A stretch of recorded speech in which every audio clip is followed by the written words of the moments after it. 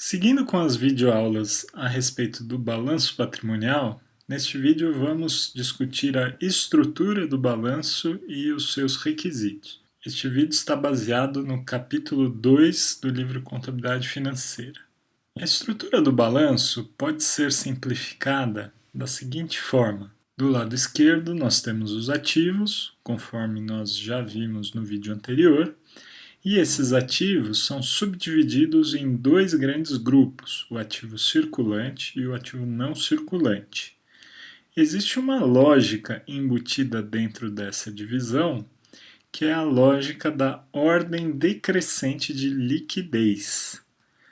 Ou seja, os ativos são ordenados do ativo mais líquido para o ativo menos líquido. Por isso, os ativos que estão no primeiro grupo são os ativos circulantes, ou seja, aqueles ativos que giram, que circulam mais rapidamente. E este prazo de circulação dentro da contabilidade é convencionado, regra geral, como sendo prazo de 1 ano, o que significa que todos os ativos dentro do grupo circulante são ativos que se realizam em um período de até 1 ano.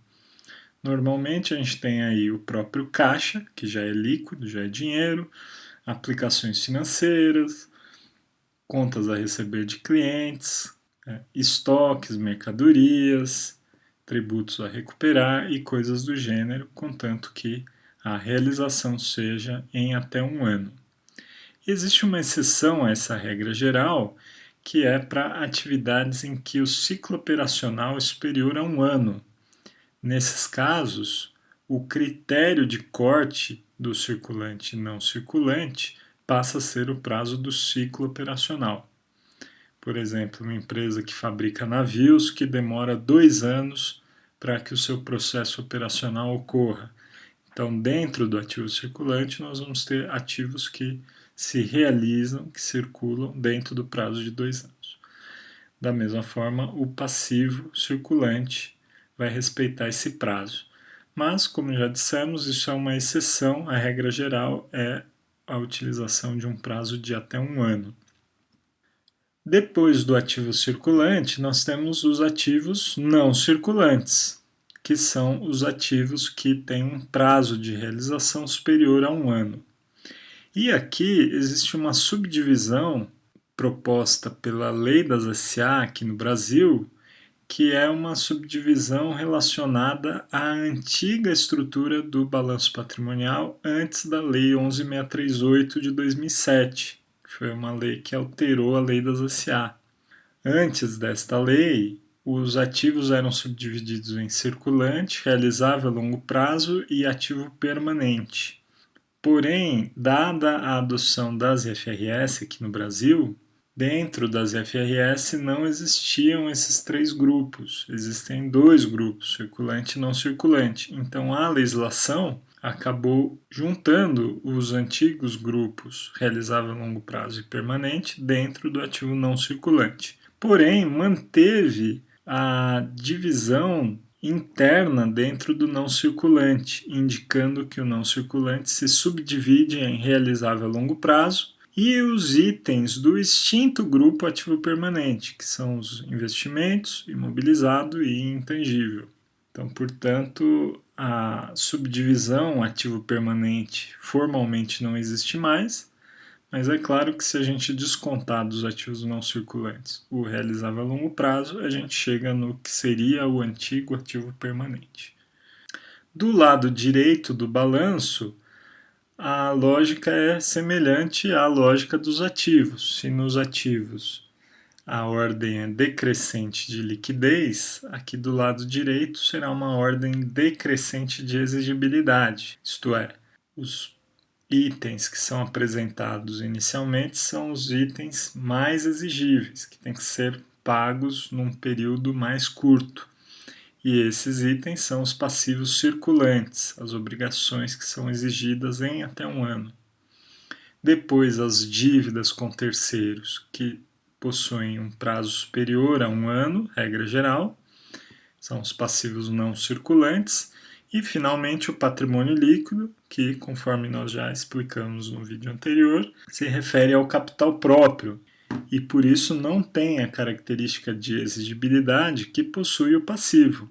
Um acionista, quando integraliza capital na empresa, ele não exige o retorno disso em uma determinada data como uma obrigação com terceiros. Obviamente, ele deseja ter retorno com esse investimento e espera e vai cobrar a empresa por isso.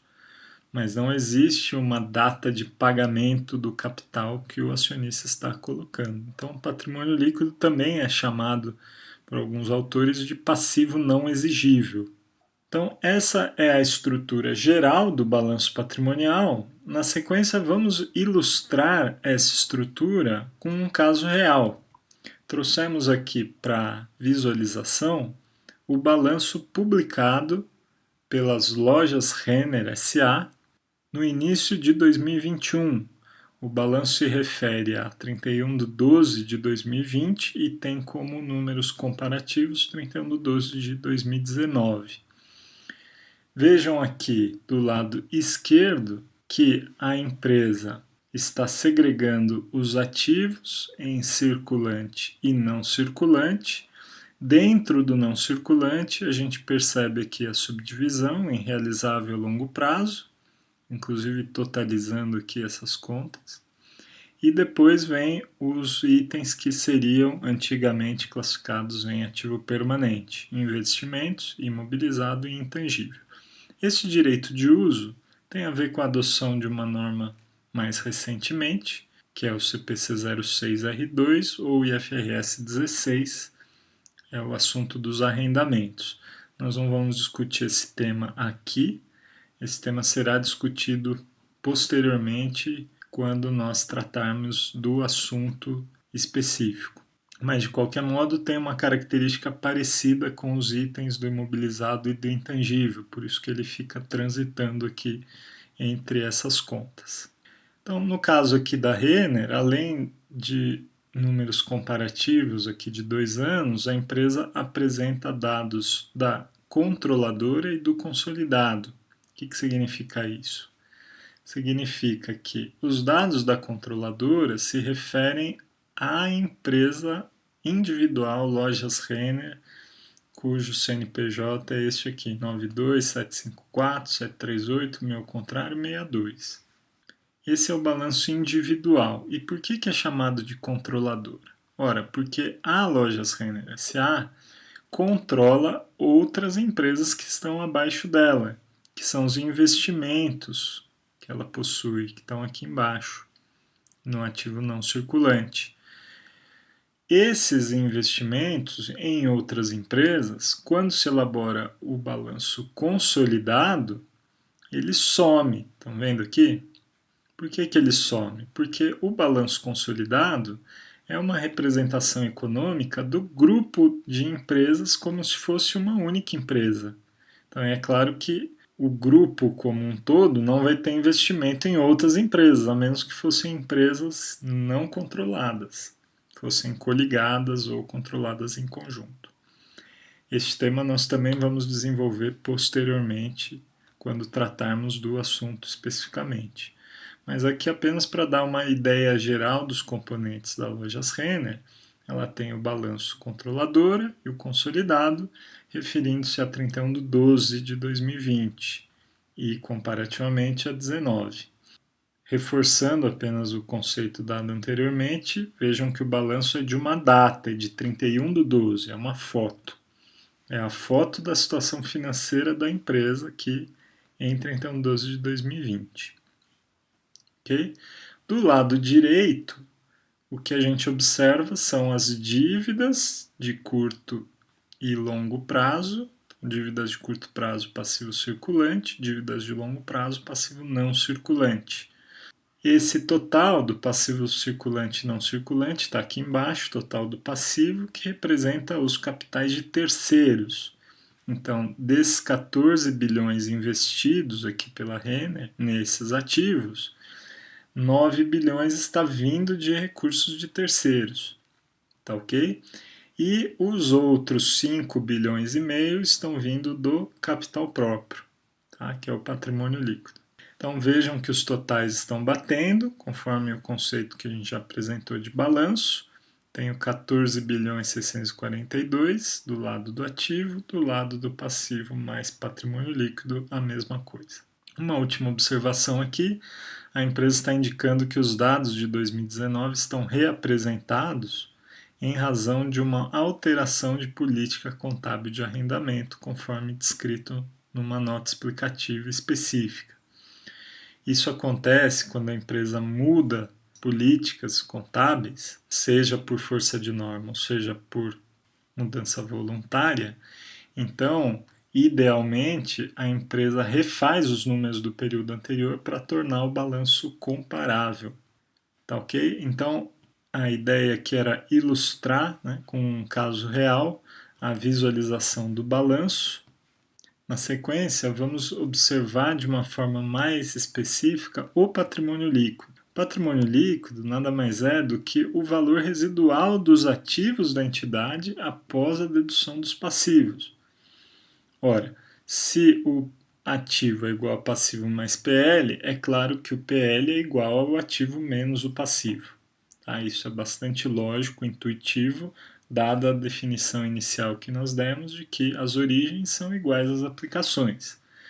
Mas é interessante que a própria definição conceitual do patrimônio líquido, ela se refere a esta lógica algébrica, porque se nós observarmos o que tem no patrimônio líquido, na verdade é uma construção contábil, é um construto, é um conceito. O que existem são os ativos, então são todos os recursos controlados pela empresa que decorrem de atividades realizadas e que geram benefícios futuros para ela, descontados os passivos, as obrigações. Então, o que sobra, no fim das contas, é o patrimônio líquido, que tende a ser positivo, assumindo que os ativos são maiores que os passivos, mas pode até ser negativo. Quando a empresa tem mais dívidas do que ativos, ela tem um patrimônio líquido negativo, que também é chamado, no jargão contábil, de passivo a descoberto. Isso, lógico, porque o passivo, sendo maior do que o ativo, significa que a empresa não tem ativos suficientes para cobrir os seus passivos. Por isso, o passivo estaria descoberto no valor negativo do patrimônio líquido. Então, portanto, o patrimônio líquido nada mais é do que o recurso residual do sócio. Num primeiro momento, quando a empresa nasce, o patrimônio líquido começa com o recurso aportado pelos sócios. Depois, à medida que a empresa começa a operar, o que fica no PL é o resíduo dos ativos menos os passivos, que é composto do recurso que o sócio integralizou e mais ou menos os resultados que ela vai obtendo ao longo do tempo. Então, por isso, o patrimônio líquido, em essência, possui dois elementos, o que a gente chama de capital social. Esses recursos são integralizados no início da empresa e, posteriormente, a empresa pode fazer novas captações de recursos com os sócios. E, além do capital social, o que faz parte do patrimônio líquido são os rendimentos resultantes do capital, ou seja, os lucros. Óbvio, a gente espera que seja lucros, mas poderia ser também prejuízo. Se a empresa não tiver um desempenho bom ao longo do tempo, ela vai acumulando prejuízos. Os lucros que a empresa gera, normalmente, são distribuídos, pelo menos uma parte deste lucro. Essa distribuição é chamada de dividendos. Os dividendos que a empresa paga nada mais são do que a retribuição ao acionista do rendimento advindo do investimento que ele fez e que está configurado no capital social. Aquilo que não é distribuído aos acionistas como dividendos fica dentro da empresa, é reinvestido, né? E esse reinvestimento nós chamamos de reservas de lucros ou a própria conta lucros acumulados. Então, essa seria a divisão mais conceitual do patrimônio líquido. Posteriormente, nós vamos verificar que existem contas mais detalhadas dentro do patrimônio líquido, mas na essência mesmo, o que tem ali dentro são ou recursos que o próprio sócio colocou, ou os resultados que a empresa vai gerando e que são mantidos dentro da empresa. Finalmente, vamos falar de alguns requisitos do balanço patrimonial. Os balanços sempre vão ter um cabeçalho com o nome da empresa e também a data do balanço, a qual entidade se refere o balanço, se é controladora ou se é consolidado, ou se tiver ambos vai estar discriminado, como nós vimos no balanço da Renner. E também a unidade de medida é fundamental, né?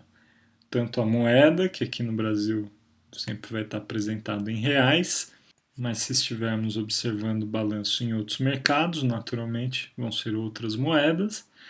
E a simplificação da unidade também é importante para que a gente entenda de uma forma completa o que o número significa. Normalmente os balanços vão estar apresentados em milhares ou milhões, mas eventualmente isso pode se alterar.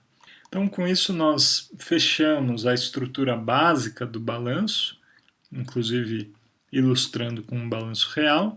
Na sequência, nós vamos começar a estruturar as operações dentro do balanço, ou seja, vamos começar a construir o balanço a partir de operações, tanto em balanços sucessivos quanto também em razonetes.